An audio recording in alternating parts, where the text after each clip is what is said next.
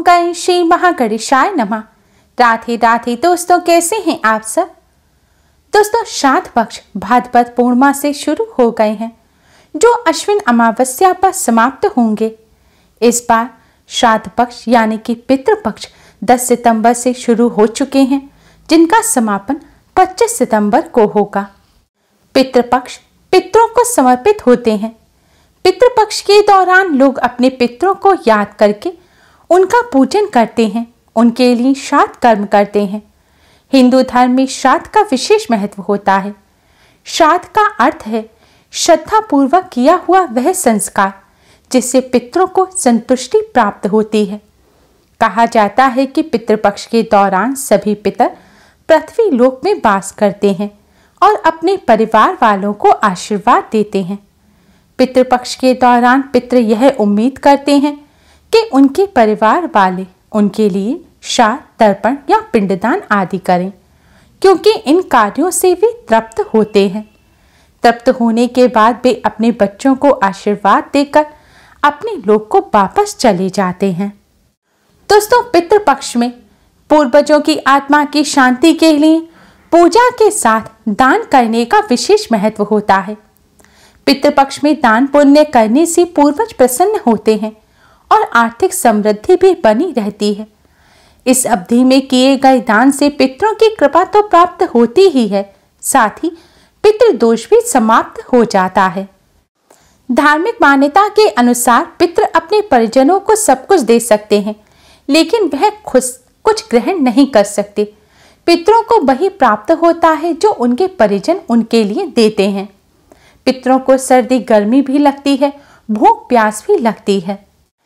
इसलिए पितर अपने परिजनों से यह अपेक्षा करते हैं कि वह उनके इन कष्टों को दूर करने के लिए उनके नाम से दान अवश्य ही करें।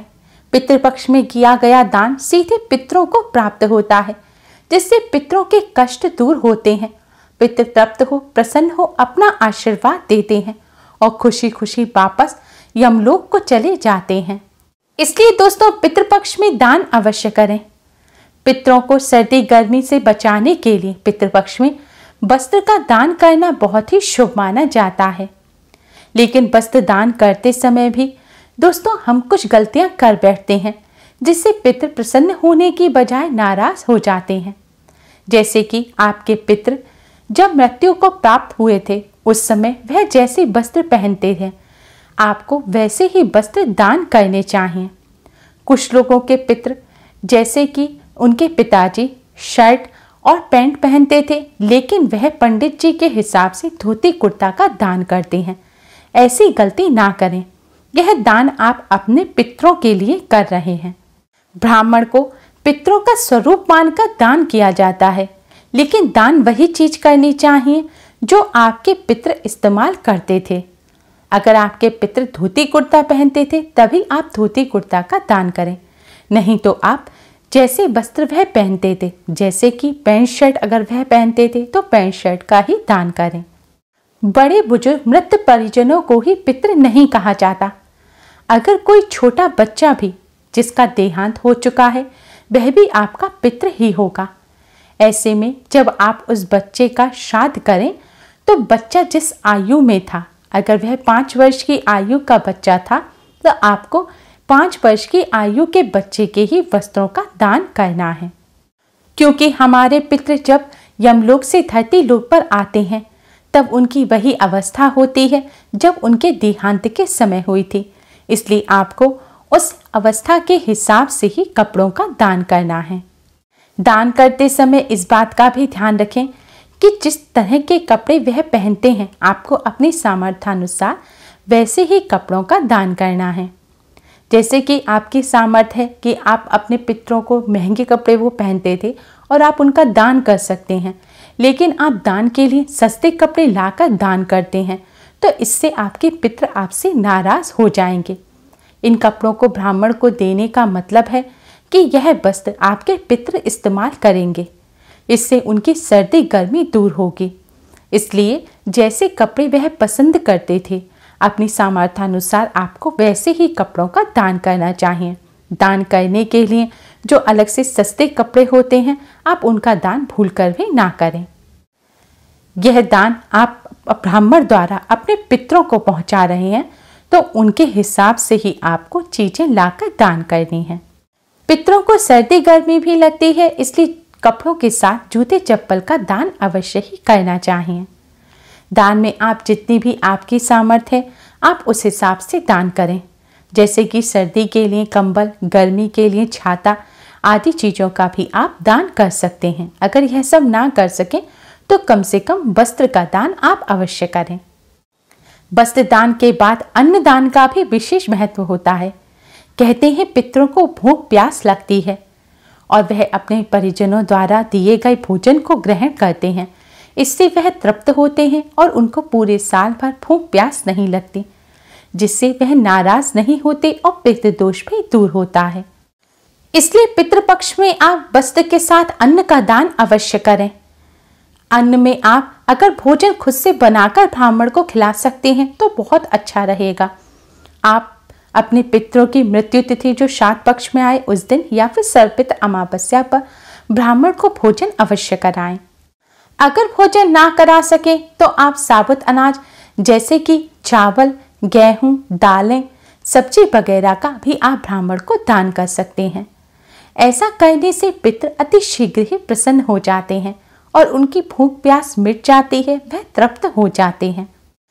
लेकिन भोजन दान, अन्न दान करते समय भी आप कुछ बातों का ध्यान रखें।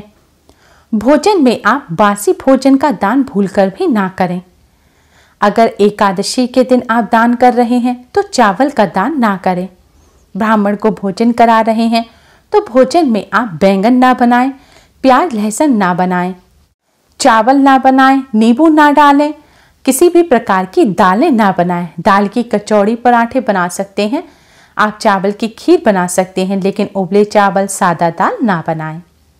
अन्नदान में भी इस बात का ध्यान रखें कि आप जिस क्वालिटी की चीजें खुद से खाते हैं, जैसे कि आप पैकेट वाला आटा खाते हैं या आप महंगे वाले चावल खाते हैं, तो आपको दान भी वैसी ही चीजों का करना चाहिए।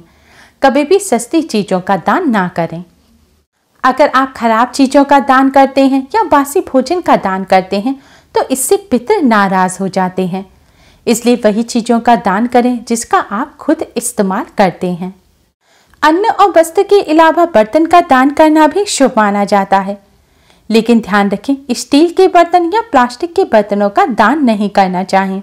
ऐसा करने से घर परिवार की सुख शांति भंग हो जाती है और लड़ाई झगड़े होते हैं। इसलिए बर्तनों में पीतल या फिर तांबे के बर्तन का दान करें। पितरों के हिसाब से सौंदर्य प्रसाधन का आप दान कर सकते हैं। सभी प्रकार की सुख सुविधाएं की चीजों का अपनी सामर्थ्यानुसार दान कर सकते हैं, लेकिन ध्यान रखें भूलकर भी झाड़ू का दान ना करें। झाड़ू का दान करने से मां लक्ष्मी नाराज हो जाती हैं।